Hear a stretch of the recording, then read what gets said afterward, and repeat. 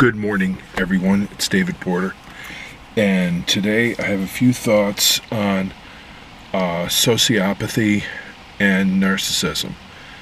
As I have indicated in other videos, the terms sociopath, psychopath are more or less interchangeable. There are sources that differentiate between the two.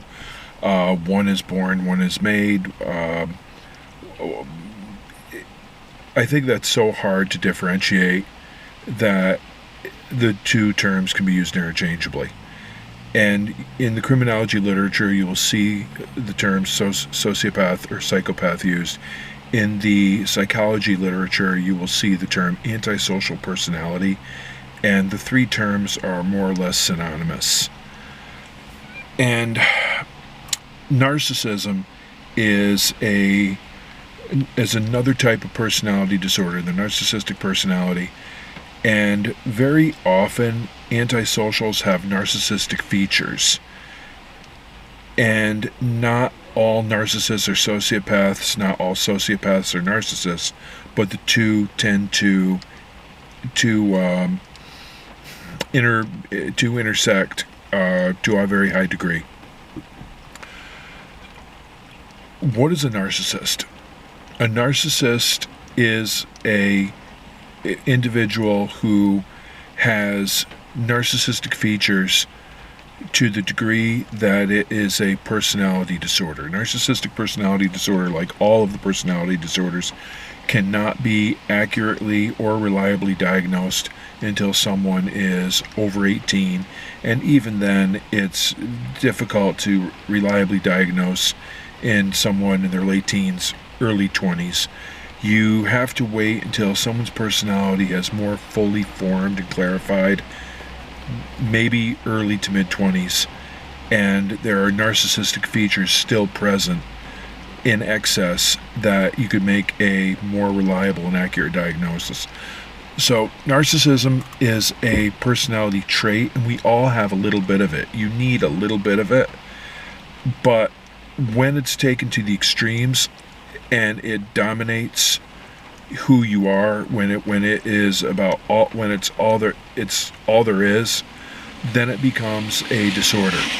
The narcissist will feel the need to be the center of attention.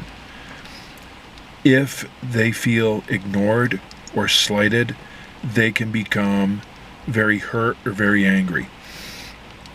The narcissist will believe they are better looking, more skilled, smarter, stronger than their peers, or for that matter, almost anyone around them. But this presentation is to hide who they really are and what they really feel. Narcissists, at their core, despise themselves. They hate themselves. They have extremely low self-esteem, and I know what a cliche that is, how overused that term is, but that's really the accurate way to describe it. Their self-worth, their self-esteem is so poor. They have no self-respect. They hate themselves, in fact. And then what they do is overcompensate by becoming very proud, very arrogant, very egocentric, and very self-centered. They compensate for that hatred of the self that they have at their core by inflating and exaggerating and magnifying who they are. And they inside are completely miserable individuals, and they can make everyone around them miserable. It's said that mental illness makes the person with it suffer. Personality disorders make the people around you suffer. A malignant narcissist is an individual who has, in addition to the narcissistic traits, they're going to be the ones that, when they're challenged or they feel slighted or ignored, they're not going to gravitate towards feeling hurt as much as they're going to gravitate towards being angry. And they have the potential for violence, especially when the narcissistic traits are infused into the antisocial personality. Now, currently on the world stage, we are seeing the actions of a malignant narcissist. Vladimir Putin has every character trait, every diagnostic presentation of a malignant narcissist. Now, I have never personally met Mr. Putin. I have never sat with him and done a diagnostic interview with him. So you, of course, cannot reliably diagnose anyone at a distance. But the behaviors that he is displaying are consistent with that of a malignant narcissist. Before him, you had Saddam Hussein. You had Pol Pot of Cambodia. You had Idi Amin Dada of Uganda. And Joseph Stalin, the Soviet Union. Mao Zedong of mainland China. And, of course, Adolf Hitler, who is probably the best known. These individuals, throughout the history of the 20th century and the early 21st century, were either sociopathic or narcissistic or both. And they are an illustration of what can happen when a malignant narcissist and antisocial is put in charge.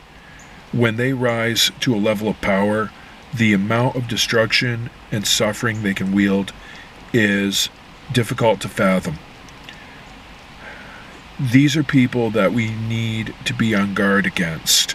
In my opinion, Western civilization as a whole grossly underestimates the potential for harm that malignant narcissists and sociopaths can do. They're not identified until their activities are very much announcing who they are and their presence, and they've already done great harm to people. And then the criminal justice system, at least in the United States, in my opinion, is far too lenient with people who commit very heinous crimes. Yes, we have 2.5 million, I think it's more than that now, Americans incarcerated, and that is a figure which is frequently touted as how unjust the criminal justice system is. But some of these people that are counted are in for 10-day or 30-day sanctions. Many of them are not incarcerated for more than a year. Some of them are being held until arraignment. Some are being held without bail. So the numbers are in many ways greatly inflated. Always think critically about criminal justice statistics. The number of people that we have incarcerated does not reflect the severity of punishment in many ways. And I am not saying that it is easy for someone to do 10 years in prison. I've spoke to the men who have done 10, 15, 20 years in prison, and they have tremendous difficulty adjusting to the new world that they're in without a great deal of support, and a lot of them don't make it. They end up going right back to what they're most familiar with, which is criminal activity, criminal associates, and winding up back inside again. And many of them deliberately choose to go back inside because they can't adjust out here. As I've heard it said, I don't know what to do with all this freedom. So I'm drifting off onto another topic, which is more appropriate for another video focusing on that. What I want to say is that antisocials and narcissists pose a danger to society, and I don't believe, from where I'm sitting, I don't see the criminal justice system as being aware enough of it as they could, and taking action to intervene early and prevent these people from causing great harm to others, because I've seen the damage that they do.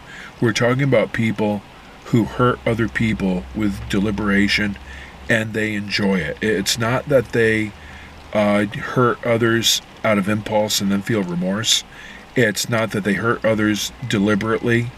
It's that they hurt others deliberately and they take great pleasure in it. They are unpredictable as far as the details of what they're going to do, but their overall behavior patterns are quite predictable. They're going to continue hurting people. They are going to rob. They are going to rape. They are going to assault. They are going to kill. They are going to do whatever they can to create chaos and disorder and entropy and harm other individuals. They are fundamentally agents of chaos. So those are some of my thoughts on this topic. Thank you for watching. Please be safe, and please hit subscribe.